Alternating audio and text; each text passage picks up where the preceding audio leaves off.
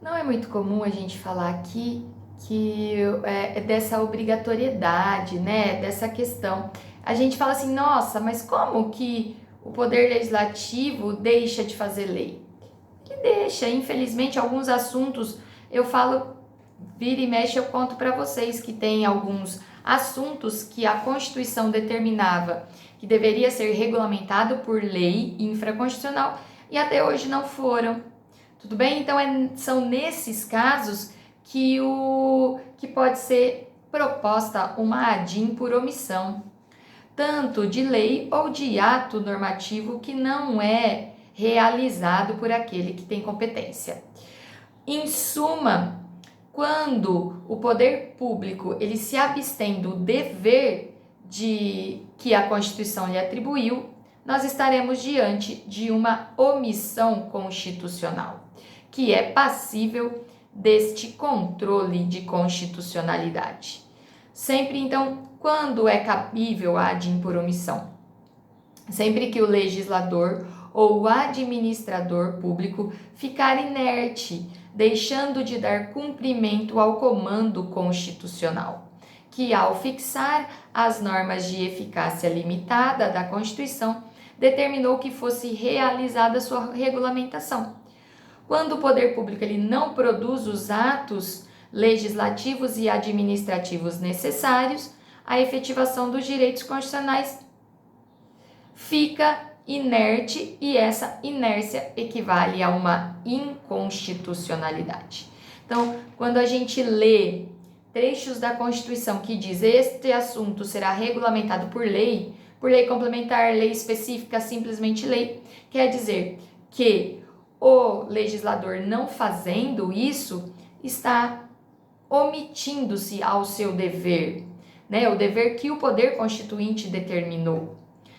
Quem é legitimado para propor uma ADIM por omissão? Os mesmos legitimados da ADIM genérica. Estão lá no artigo 103, o rol está lá. O procedimento da ADIM, no que couber, é o procedimento da ADIM por omissão, é o mesmo procedimento da ADIM genérica. A petição inicial ela deve demonstrar se existe omissão total ou se existe omissão parcial. Então, precisa ali demonstrar claramente onde está a omissão.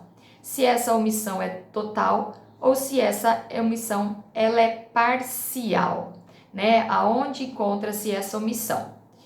Se for declarada essa inconstitucionalidade por omissão, o STF entende que realmente o poder legislativo ele está omisso,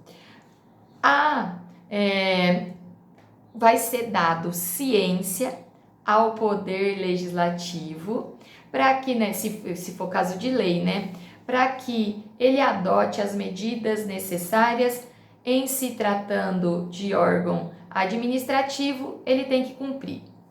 Aqui é muito interessante essa parte.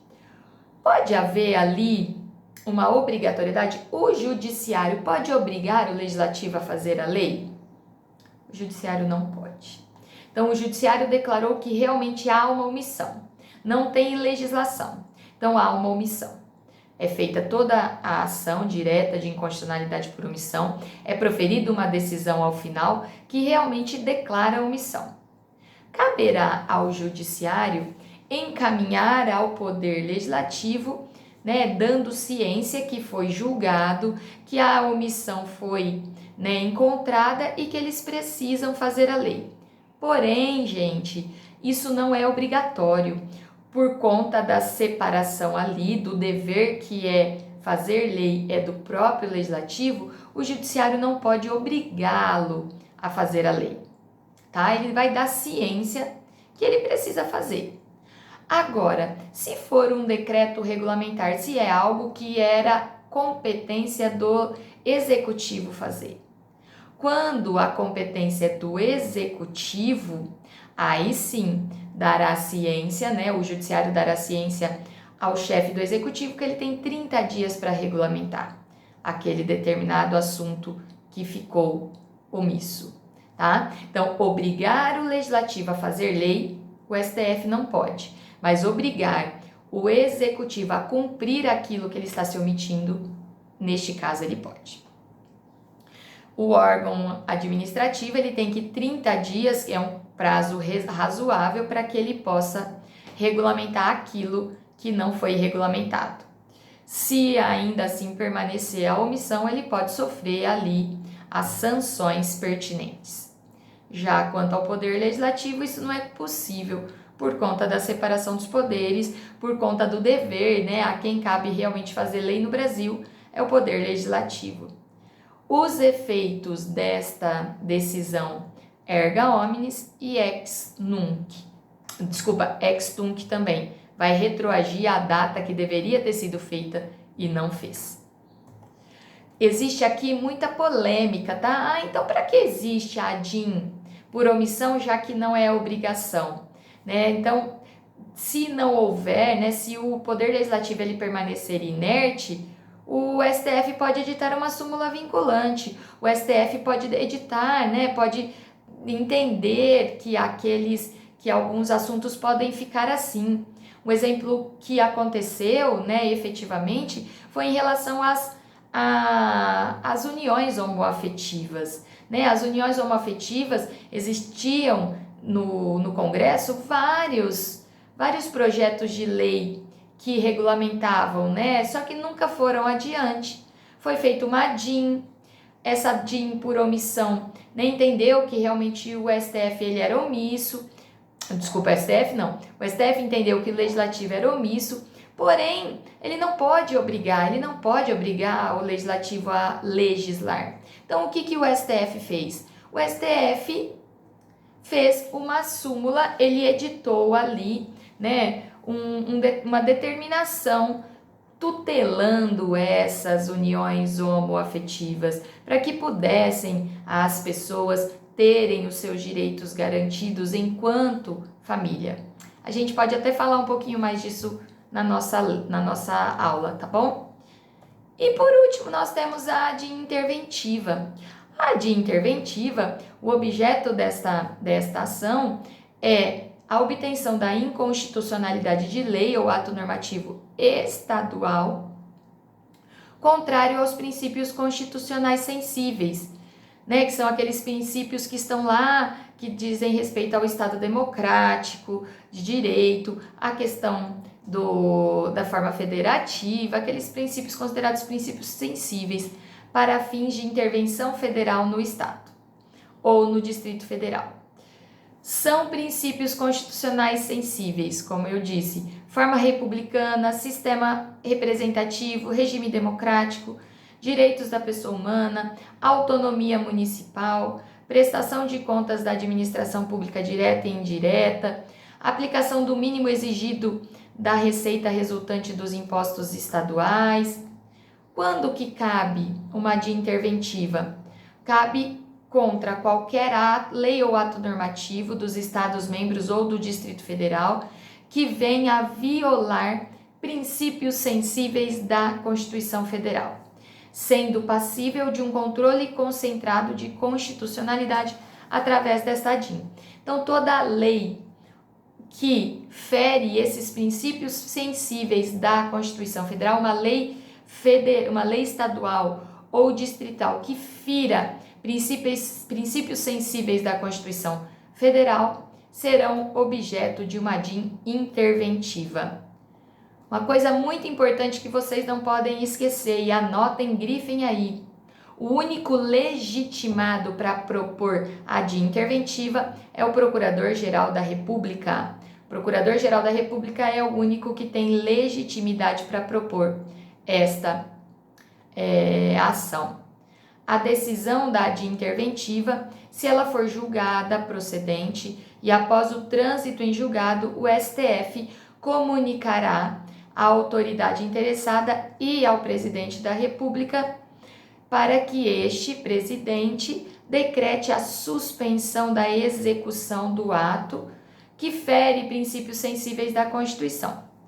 Caso não seja suficiente, ele vai decretar a intervenção federal, rompendo-se com a autonomia desse Estado. Então, nós não falamos aqui do sistema representativo, da forma republicana. Vamos pensar que um determinado Estado regime democrático, um determinado estado edite uma lei que quer acabar com tudo isso, quer se tornar autoritarismo, quer fazer ditadura, enfim, ele quer acabar com o regime democrático naquele determinado estado. O Procurador-Geral da República pode ingressar com uma ação, uma DIA interventiva, demonstrando que esta lei ela é contrária a princípios sensíveis da Constituição. Se ao final o STF declarar realmente que ela é contrária, vai ser comunicado, o Estado será comunicado que aquela lei não pode mais ter vigência. Se eventualmente o Estado ainda mantiver, ainda for desobediente, o presidente da República vai poder declarar a intervenção naquele determinado estado. Ok, pessoal? Espero ter tirado um pouquinho de dúvidas de vocês em relação ao controle de constitucionalidade. É uma matéria extensa, difícil, que precisa de estudo. Eu me coloco à disposição de vocês para eventualmente tirar dúvidas em relação ao controle. Vamos tirar algumas dúvidas no Teams, tá? Mas desde já agradeço a oportunidade, agradeço esse ano que nós passamos juntos. Foi proveitoso, foi diferente, mas espero que tenha sido proveitoso. Aprendemos muito, tanto vocês quanto eu. O que precisarem de mim, o que precisarem, estou sempre à disposição de vocês. Muito obrigada pela paciência, por terem visto os vídeos, por terem participado das aulas, para aqueles que foram no Teams e estiveram comigo. E sempre que precisarem de mim, eu estarei aqui. Um beijo no coração de cada um de vocês. Acabamos constitucional, então vocês não terão, a partir do terceiro ano, vocês não terão mais aula comigo em constitucional, mas sempre não se esqueçam de estudar constitucional, tá, gente? É muito importante para que vocês possam sempre sair à frente dos demais em relação a concursos, a prova de OAB. Estudem. E se precisarem, podem me chamar, que eu estarei aqui. Um beijo no coração de cada um. Gratidão sempre. Fiquem com Deus. Muito obrigada.